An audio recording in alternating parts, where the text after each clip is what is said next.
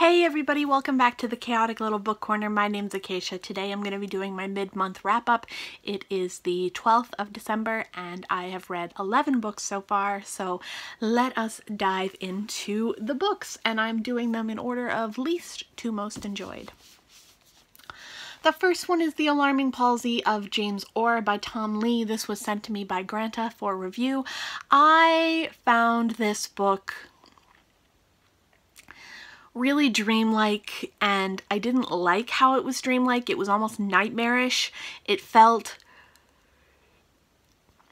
really out of control and sketchy and dark and twisted, and it felt like I was in a situation where I was almost scared for my own brain and how it was going to respond to this. It just didn't sit well with me, and I found myself really uncomfortable with this book, so I gave it 2 stars. Then I have Blue Ink by Ishbel B. This was sent to me by the author herself. This is from Dancing Girl Press and Studio. This is a small pamphlet and I read it in like 20 minutes or so. I gave it 3 stars. I enjoyed it. I didn't love it. I felt that there were some moments where swear words were used in places where they were unnecessary and potentially a little bit too just used for the sake of using a swear word. Almost like shock value, and it just didn't sit right with me in the rest of the poetry and how it felt. It felt really like harsh and too much too jarring, and it took me right out of the poetry. So those are my thoughts on that. Then there was Wolf Season by Helen Benedict. This was a book about PTSD and the soldiers who have come back from Iraq and Afghanistan and their experience and what life in the daily world is like for them after their experience at war. It talks about family and community, and it gives a kind of overall feeling of hope, I would say, but in most of it, for me, I felt that there were too many themes happening at one time and too many characters.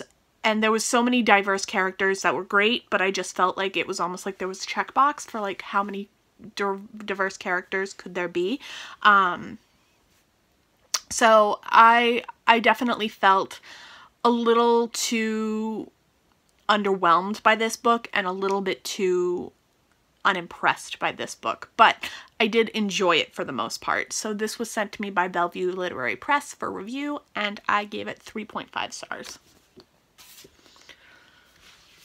Then we have Harry Potter and the Prisoner of Azkaban. I read this after my accident. This is by J.K. Rowling. I read this today, and I definitely enjoyed it. I found that there was some character development in it that I really enjoyed and found really interesting, and I liked seeing more of Hermione and her intelligence and how driven she was to achieve her goals, and I definitely found that Harry was more willing to accept responsibility for some things in this book than he had been in the previous 2. As always, though, breaking the rules and feeling like the rules don't apply did apply in this book as well, so I gave it 4 stars. Then I read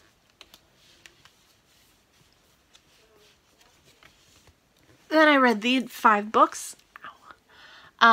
These are the Fairyland series. I made a little review on them. It's very short. It's like 3 minutes, and it just explains the first book, and it doesn't really go too much into detail about it. I'll link it down below. It's not that impressive. I'm gonna be honest with you. I'm really not too happy with it. I felt as though the whole series overall was a 4.5 read. I think it's really good. I definitely think that the 2nd and 3rd are not as good as the 1st or the 5th, and the 4th one was not my favorite either. I felt that I really missed September in that book, and I was very intrigued to follow another character, but at the same time I missed September. So I enjoyed the characters in this book. I found that I really loved them and I really enjoyed following them, but I definitely think that as a series it is a 4.5 read, and I highly recommend it.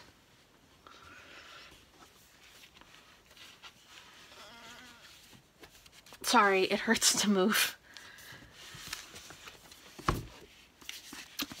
The first book that I read this month was Allegedly, and I loved it, absolutely adored it. So this book is about a young girl who is a alleged murderer of a white baby, and she has been put into foster care system after having been to baby jail, as she calls it, and she is trying to just kind of stay under the radar and just keep to herself, and then she finds somebody that she thinks she can trust, and her whole story starts to change, and what the truth is starts to come out, and she's not sure what to do with everything, and it's her experience and how she feels about that and how she responds to it.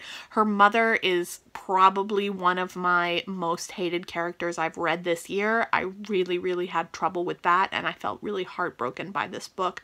Her mother, though I can definitely tell she was mentally ill, was also not a nice person, and I think that those two things are not mutually exclusive. Just because you have mental illness doesn't mean you're a nice person, and I think that sometimes I've forgotten that in the past. Like, I feel like you can't be mean if you have mental illness, but it really isn't that way at all. And unfortunately, I think that her mother had some very mean streaks to her that were intensified by the mental illness, but could have been made better if she had just been a better human in general. And then the book that I enjoyed the most so far this month is These Violent Delights. I really adored this. I received it from my lit box, and I was lucky enough to receive a signed copy. This story follows a young girl named Karen, who, I think that's how you pronounce it. Is it C-A-R? What is it?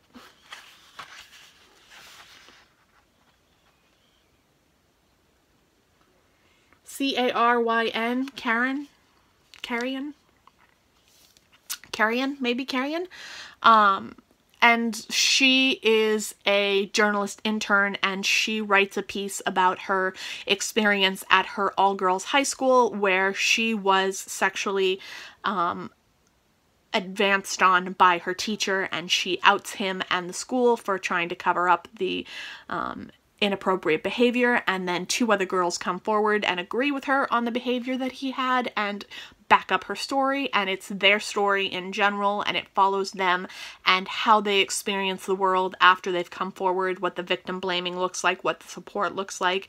It was a really good book, really well done. I highly recommend it. I would say if you're uncomfortable with the conversation of sexual misconduct between an older gentleman and children, this may not be the right book for you. I also would not say this is written in any lyrically beautiful, perfect way.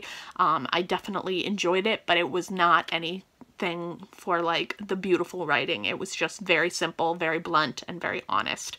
I do highly recommend it, and I think it's a really interesting book, and I think that for a lot of people this could be a very close thing to home, and that's kind of scary, but it's definitely something to look into if you've ever had an experience where an older man comes on to you as a young girl and you weren't sure if you were supposed to feel uncomfortable. This is great. And I will be doing a full in-depth review on These Violent Delights, and I will see you all in my next video. If you liked this, give it a thumbs up. If you loved it, click that subscribe button, and if you have any questions, comments, or quandaries, go ahead and leave them down below, and I will see you all in my next video. Bye!